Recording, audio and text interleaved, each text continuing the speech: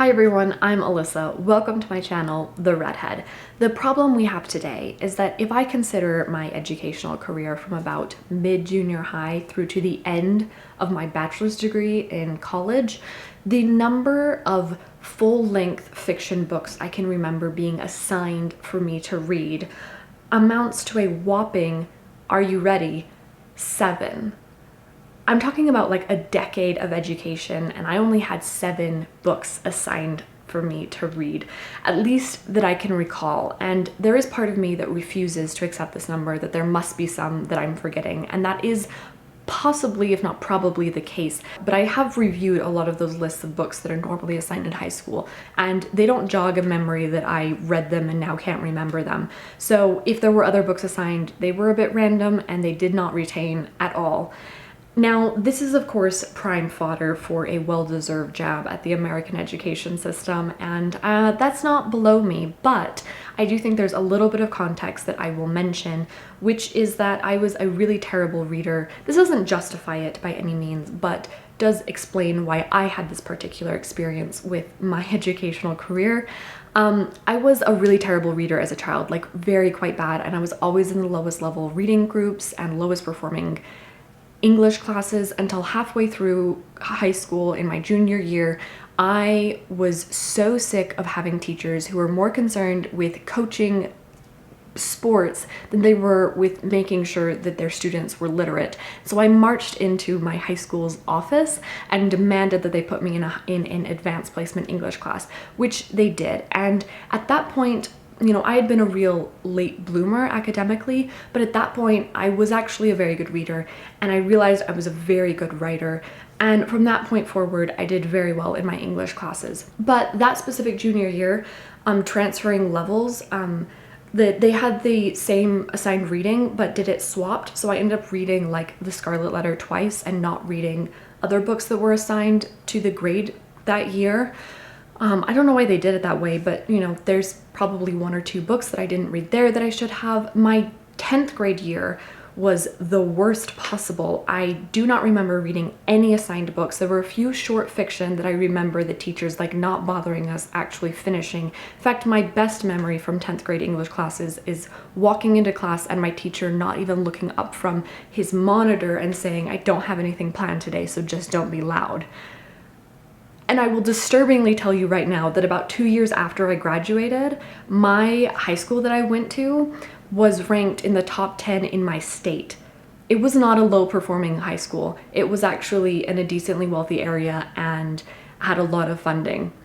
So yeah, I'm concerned for the future of the American education system, but that's not really the point of this video. So what is the point of this video? Well, essentially that I do in fact care about being well-read, and while I don't think it's entirely the responsibility of an education system to make sure that I have read some basic, like, you know, institutional classics of the Western canon, although I do think that definitely my education did me dirty and I received a subpar English education.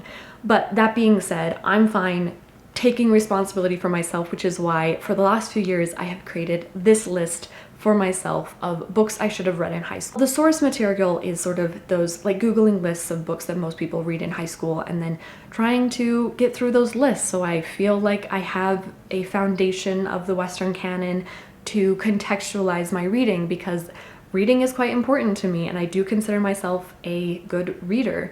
A further point of context I should maybe mention is that I actually have a master's degree in literature now, but my bachelor's degree was not in English, and I did not take anything but the minimal required English classes in college. So as someone that literally has a master's degree in literature, I do think some people would be really shocked. Some classics or authors that I have never read, and that's, as I've explained, because pre my master's degree, my education regarding English and literature missed the mark. So I have done this list for a few years, and I think because of that I've gone through the bulk of some of the most commonly assigned high school reading, but I have a few more to go.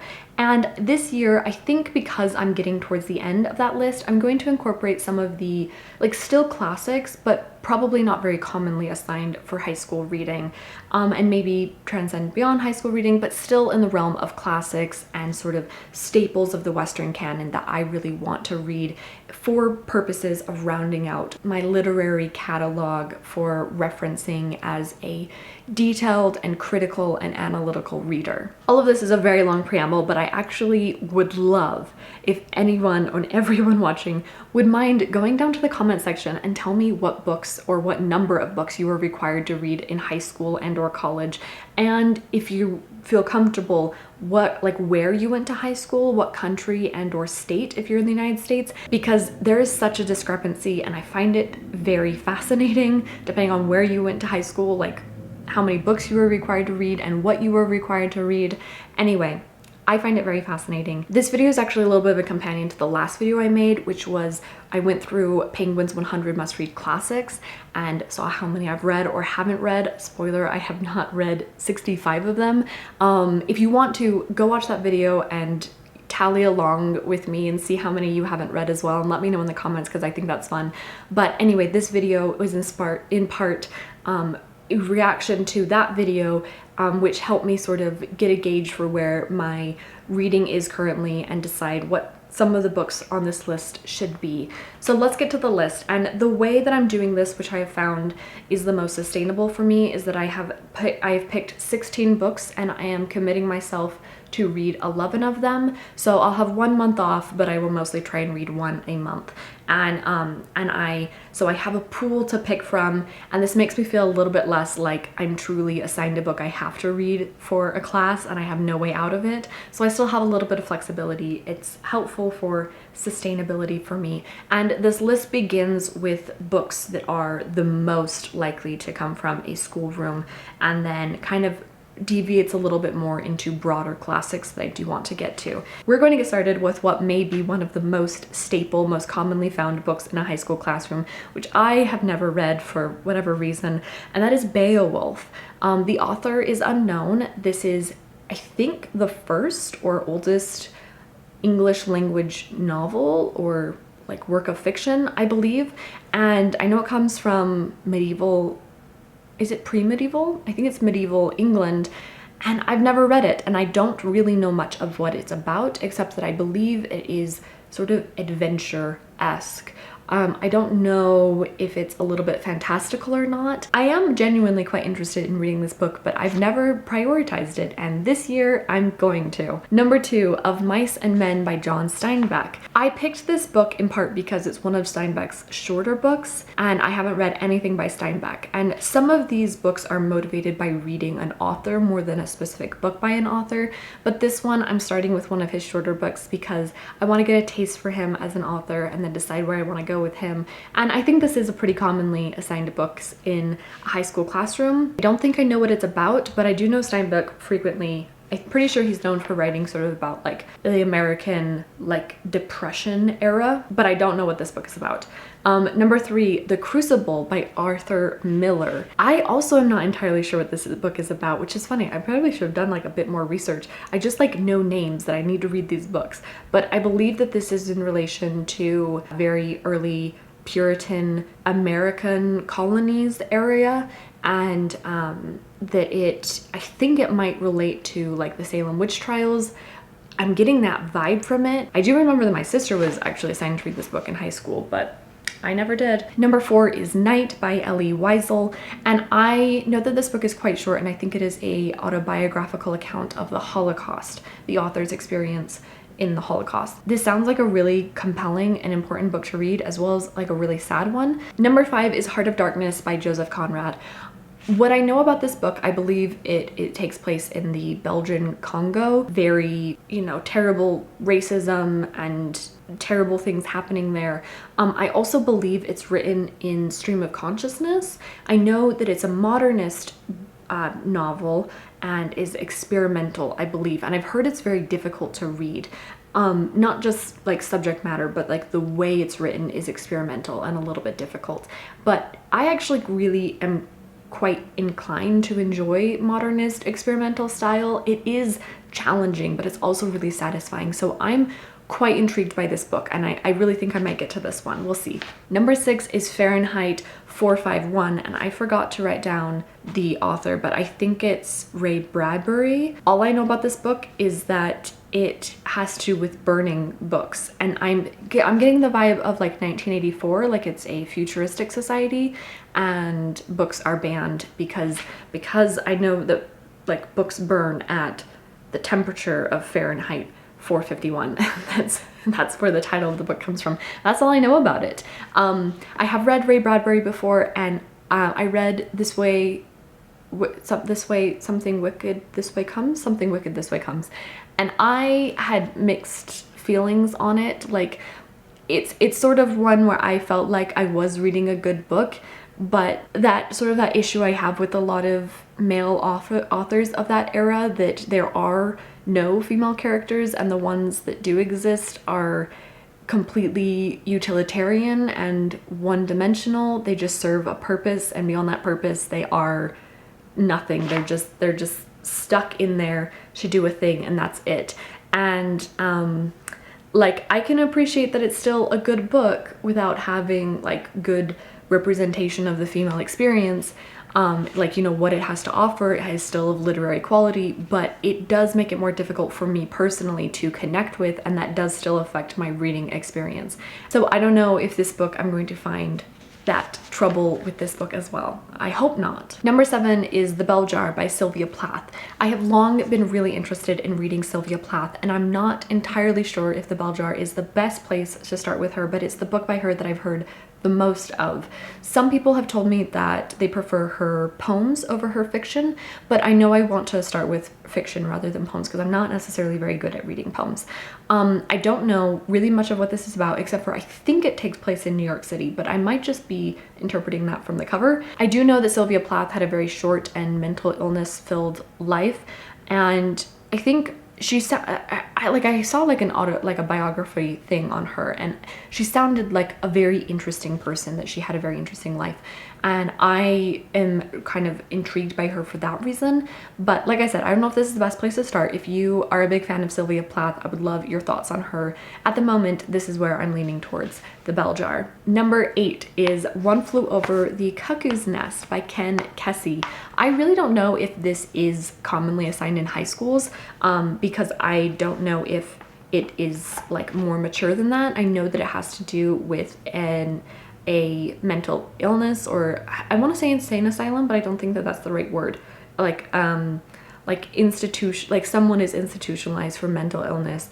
And I'm wondering if I'm mixing this up with another book, or if they are potentially admitted into this institution incorrectly and they're not actually suffering from mental illness, or if that's like the twist of the book, you know, that they think they're fine but they're not fine.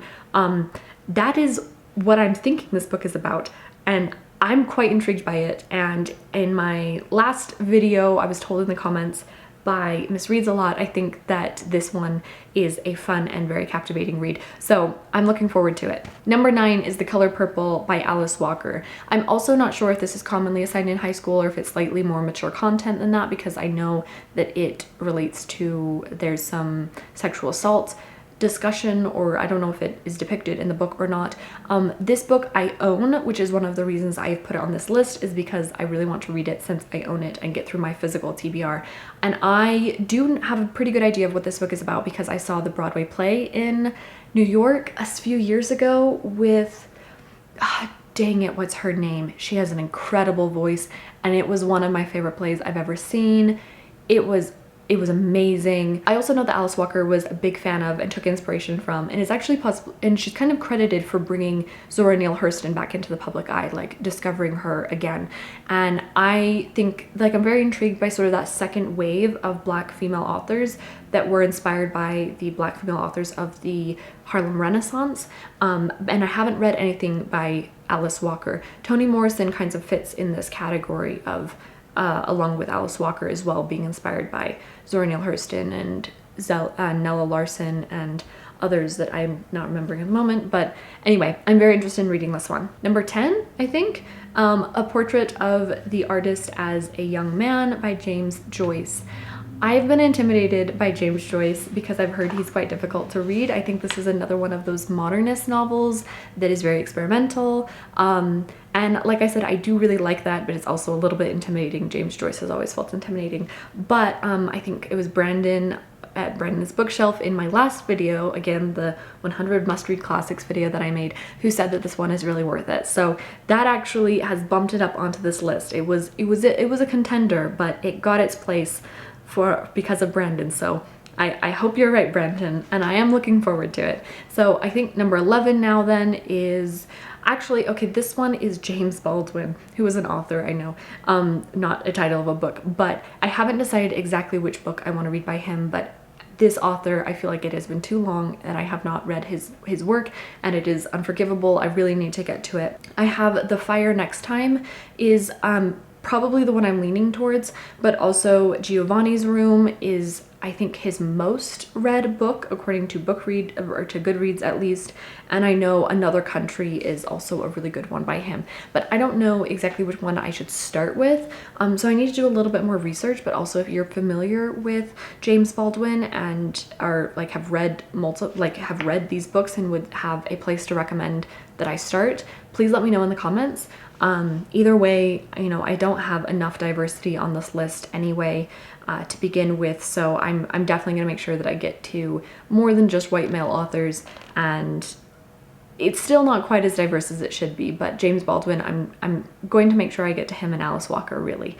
Number 12 then, I think, is A Count of Monte Cristo by Alexander Dumas, and this is actually where we're kind of getting out beyond books that are assigned in high school, where I'm starting to feel like these would not be very commonly assigned, but I'm still going to assign them to myself because, you know, reading the canon. But this one also, I particularly have the motivation of the fact I own it, and I have wanted to get to reading it for a really long time, but also especially that I own it. There are a few other contenders I could have chosen for my really long book on this list. I was thinking of War and Peace. I was thinking of Crime and Punishment, also staples of the canon that I have not read, but because I own Alexander Dumas, I own The Count of Monte Cristo, I'm going to read this one for this list. And I'm so intimidated because it's so long, but also because I own it, I really want to get to read to it. So give me some good vibe motivation in the comments, please. Tell me it's worth it. I know it's worth it, but tell me it's worth it. I do not know which number we're on. Are we on number 13? Catch 22 by Joseph Heller. This, I have seen this on lists of books assigned in high school, but it seems a little bit surprising to me because the content, I don't know. I've seen the Hulu adaptation of this book, so I know what it's about in that context, and I think that in a way it's sort of one of those things that is best the first time you experience it, I'm anticipating. And so having already know what happens because I've watched the series, it actually doesn't make me less excited, but I'm interested to see how the book communicates that story, because the Hulu series is amazing, by the way. I really, really liked it and would really recommend it if you haven't checked it out. I mentioned this in my last video. It is directed and also stars George Clooney, and he is really great, but it's a really good book. Oh, it is about it's about a soldier during World War II in Italy. I can't remember if it starts with some of his training before that, but ultimately it ends up him in Italy, and he's a very disenchanted soldier, shall we say. I found the series quite funny, actually, and I'm curious to see whether or not that was just the way that the story was interpreted for the screen, or if it actually is quite humorous. I mean, it seems a bit satirical, at least. I'm really interested in this one. 14 is an author, Vonnegut. I haven't decided the best place to start with him. The most commonly read Vonnegut book, according to Goodreads at least, is Slaughterhouse-Five. But also in the last video, Breakfast of Champions was on Penguin's list of 100 classics, and I asked in the video whether or not this was a good place to start, and I did receive in the comment section some feedback that Breakfast of Champions is possibly a better place to start than Slaughterhouse-5, though chronologically Slaughterhouse-5 seems to have been published first. So again, if you have input, I'm going to do a little bit more research online and decide which one might be the best fit for me as a place to start with Vonnegut. I've also seen, I think, Mother Night be recommended. I think this was by Climb the Bookstacks, I think, who has deleted all of her content on her channel, which is heartbreaking to me. So I can't find this original video. I think she made a video on where to start with Vonnegut and recommended Mother Night. And but I've had a hard time finding that book, surprisingly. It's not one of his most popular. Anyway, if you're a Vonnegut stan and you have an opinion on this, I would love for you to give me your 2 cents down in the comment section. And number 15 is also an author, same scenario. This is Franz Kafka. Never read any Kafka. Again, in my last video, the 100 must-read books, The Castle was by Franz Kafka was on that list, but this is not one of his most popular books. Metamorphosis is, and so I'm leaning towards possibly starting with Metamorphosis as it's just the most widely read. I don't think that necessarily like means it's the best book that the author wrote if it's their most widely read, but I also think there must be a reason that the book that is most widely read is their most widely read book. So that seems like maybe a safe place to start with that book. And then the last book on this list is definitely not one that is commonly assigned in high school, but instead is actually a little bit of a wild for fun book that I've thrown in just for me because it sounds very interesting to me and as a classic that I've never even heard of before my last video. It was on this list. And that is Of Human Bondage by W. Somerset Maugham. This book intrigues me. I first of all love the cover. What I can tell that this book is about is I think it's about a young man who has a clubbed foot in pre-World War I London, I think, who's sort of navigating society. I think it's a bit of a Bildungsroman, coming of age story, and the reviews seem to be like people who like it really love it, like it's one of their favorite books. It seems a little bit longer, like it's not super short, but just reading about like the synopsis like really intrigues me. So I'm quite interested to give this book a try, see if it happens to be sort of a sneaky favorite, one of those that sort of sneaks up on you. You didn't expect to love it and then you do. I mean, I am suspecting that I would like it enough to put it on this list. And that is one of the books that is the least high school assigned, and I'm looking forward to that in the future, like next year when I make this list, it probably will be moving on beyond any of the like strictly most common books assigned in high school to still just sort of like reading the Western canon, which has its limitations and has its bias and is certainly in many ways not representative of the demographics of this world. And it's important to me to read classics from other areas of the world and other cultures and other races as well.